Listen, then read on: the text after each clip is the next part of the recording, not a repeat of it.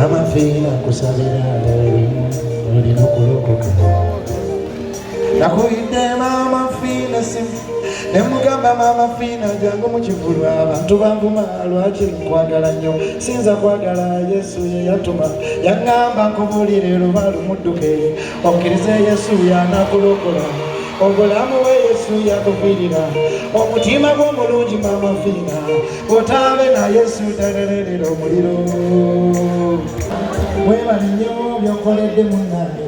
olanze ennyonyi ekibivulu kino edda luli wampisamu ekkaali nakusuumire kati happy birthday bane bugembe tumuyimbiremu happy birthday to happy birthday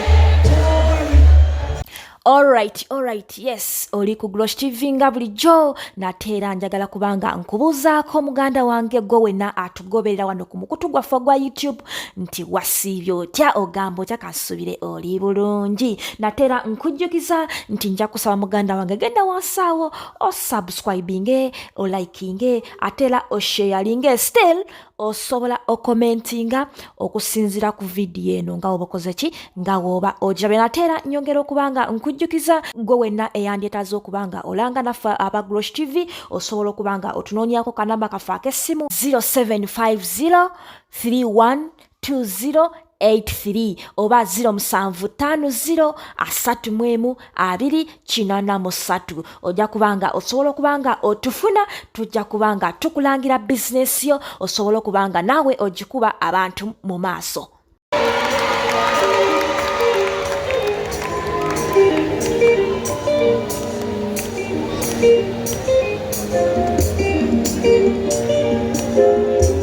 Rema ngambira Iva angambire Dokita Mbosanti yaddako nina kayimba kenjagala muyimbire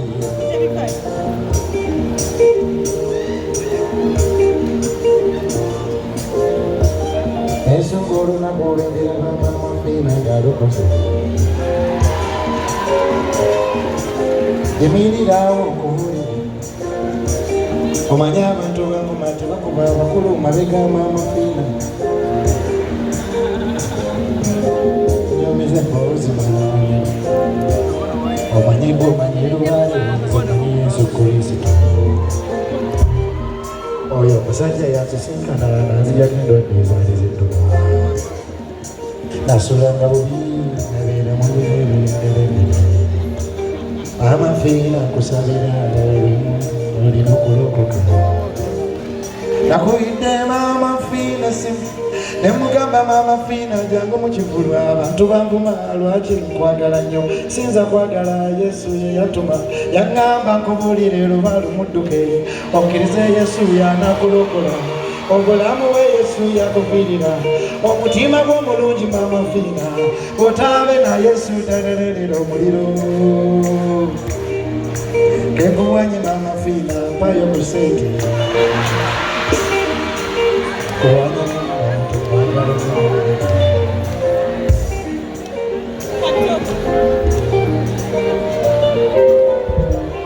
bagenda kunyonga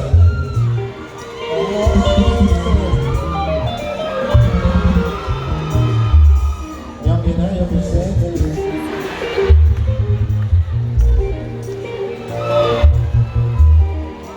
nyongerayo ku sente waliwo abagenda okuvuma otwala otya sente za maama fiina kamanyumiza Yesu bwenakkiriza wamaanyi nnyo singa maama fiina nebwekuŋŋaanyembe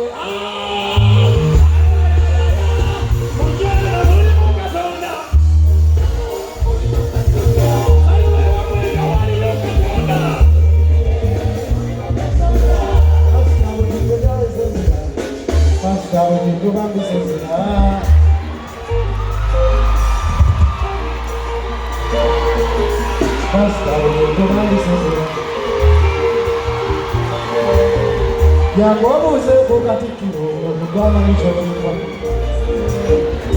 omuntu yeena mulimu Katonda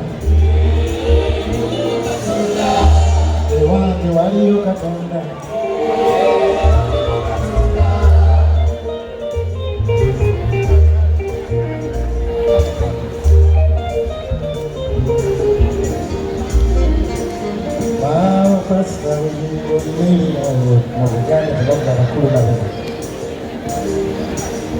yakola webali nnyo byokoledde munnange olanze ennyonyi ekibivulu kino edda luli wampisamu ekkaali nakusuumire kati happy birthday bane mugembe tumuyimbiremu happy birthday to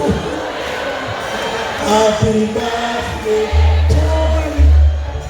happy birthday dear pastor kaka nitukubanja omukyala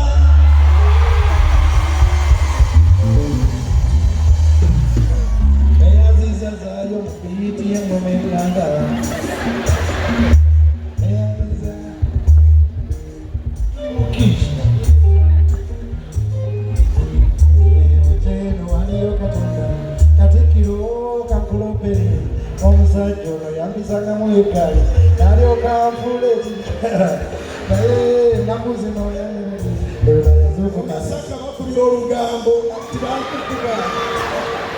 naye ebyaddala musumba webali ebintu byenkoledde n'oluganda lwaffe lwonna lwazeewo kati nkubanjayo gyesi obeeyo kyenvayo obeera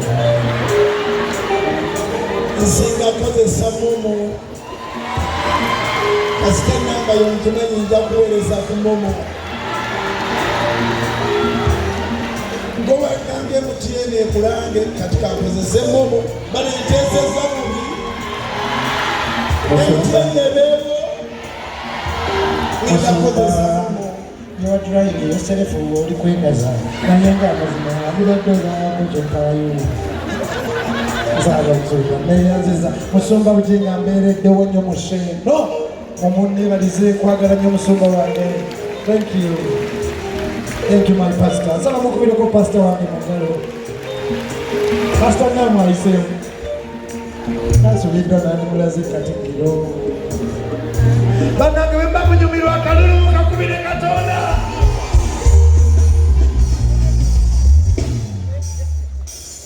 Alright,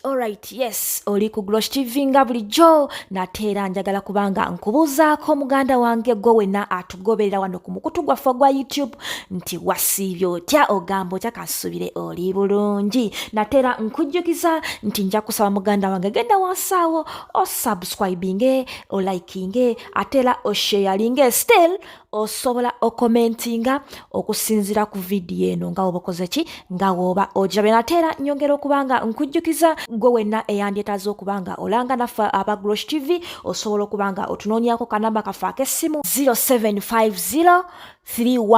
312083 oba 0750 312083 ojja kubanga osobola okubanga otufuna tujja kubanga tukulangira bizinesi yo osobola okubanga naawe ogikuba abantu mu maaso.